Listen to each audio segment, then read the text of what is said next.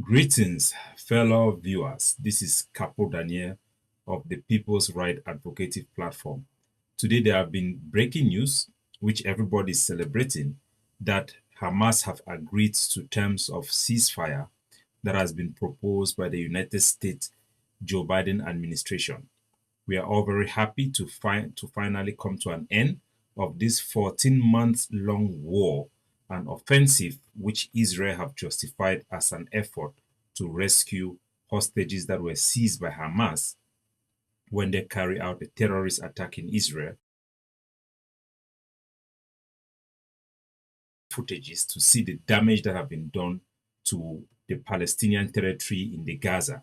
As you can see from the video footages at my back, Gaza is gone. 80% of Gaza have been completely destroyed. And finally, Hamas have accepted to release the hostages it seized from Israel. According to the plan that have been announced by the Joe Biden administration, 30 hostages, mainly Israelites, and some Americans are going to be released in the first phase, while Israel simply withdraw its forces from populated areas in the Gaza. There will be a second phase where the remaining prisoners or hostages will be released, and Israel will further withdraw and release hundreds of Palestinian prisoners that it also arrested during these 14 months of operation. So what is very important is the logic of Hamas. Hamas, whose manifesto called for the complete destruction of Israel, wiping out of Israel from the river to the sea, have been its primary handicap for them to make any progress for the Palestinian people. They hope for the Palestinians or the Hamas supporters in Palestine and some Islamic radicals. The dream of Hamas was that they will provoke a reaction from Israel that is going to cause what they call an intifada or an uprising of Arabs and Islamic people across the globe to trigger a war against Israel, because Hamas and the Palestinians do not have the capability to defeat Israel in a war. So they hope to provoke reaction from Arab neighbors so that an army from the Islamic world is going to launch attack against Israel and accomplish their goal. And they think now is the best time to do so, since America is occupied with the war in Ukraine. That has been a fatal mistake. There is no way you can ever win in the 21st century by using such terrorist activity.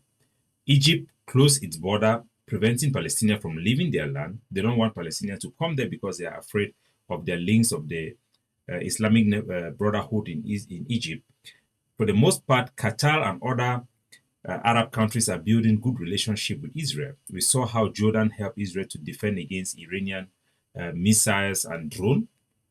The Abraham Accord that was pushed by Donald Trump have revived Islamic and let's say Arabs and Jewish relationship, and it's only going to get better. On the contrary, most countries that the Hamas leadership was expecting to intervene have been decimated. We now have a new prime minister in Lebanon who is pro-Israel, who is not in any form of submission to the Hamas, to the Hezbollah group, which leader has also been killed. So the only people who have benefit from these attacks by Hezbollah and this approach, this extreme approach, have been the Israelite state. So we can clearly see that extremism and terrorism in this case do not benefit any legitimate aspiration of any people. And that should be the lesson we will learn for today. Had it been Hamas had released these hostages at the earlier stage and agreed to the agreement which they have made 14 months after, it could have saved a lot of life. Now they will be trying to rebuild Gaza with aid money that they don't have, expecting Saudi Arabia and the United States and other goodwill countries to donate money. But the damage has been done. It is irreparable. They'll go back to stage one with less allies and less possibility of any Arabic or Islamic country to intervene in their fight for self-determination.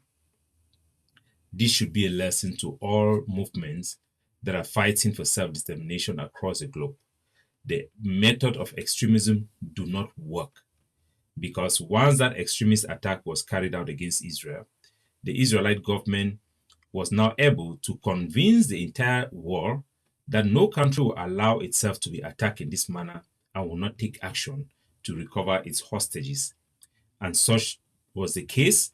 The Israelite offensive in Gaza was seen as a justified action by a state party to recover its hostage, which is in line with the Geneva Convention. So that is a very, very important lesson that we must all learn. And we hope that the Palestinian people will learn from this experience and move on with other paths. The whole idea of wiping Israel out of the map from the sea to the river do not work in their favor. Look at the damage that have been done in Gaza. You have killed over 1,000 Jewish people. You have lost close to 50,000 Palestinians have been killed. Over 25,000 Palestinian children are now orphans. 2 million Palestinians have been displaced.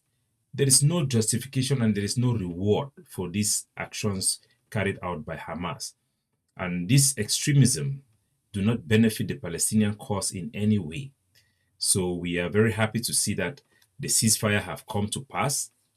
All the Palestinian leaders who were opposed to it have been killed. Israelites could have carried out this operation till the last neighborhood in Gaza was destroyed. And for what reason? For what reason on Hamas? What benefit does these actions have for the Palestinian people?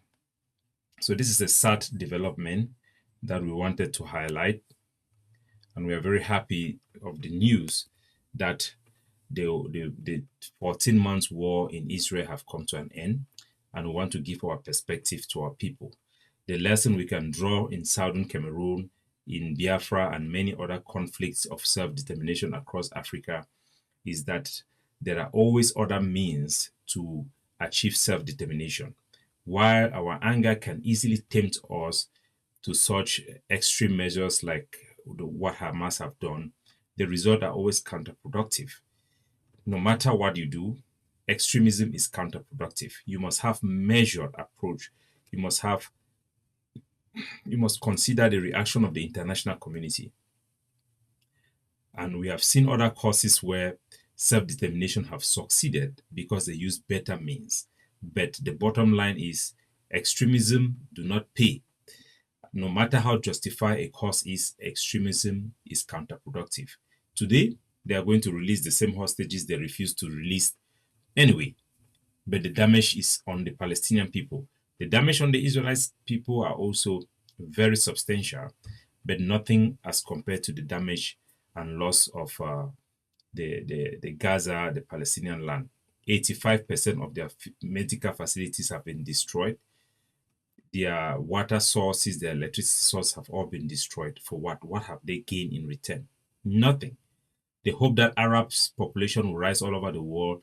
The popularity of the Palestinian cause do not benefit the Palestinians' livelihood, do not benefit their statehood, it do not benefit them in any way. And we hope that a better path will be chosen, a new leadership in the Gaza Strip will emerge. Otherwise, the Palestinian Authority in the West Bank should fill in that gap. They appear to be a more moderate faction to be able to lead the Palestinian people forward. We all have an interest to see peace return to Jerusalem, which is a pilgrim territory for Christians, people practice Judaism across the globe. We all want peace to come back for Israel. We all pray for peace for Jerusalem and also peace for the Palestinians.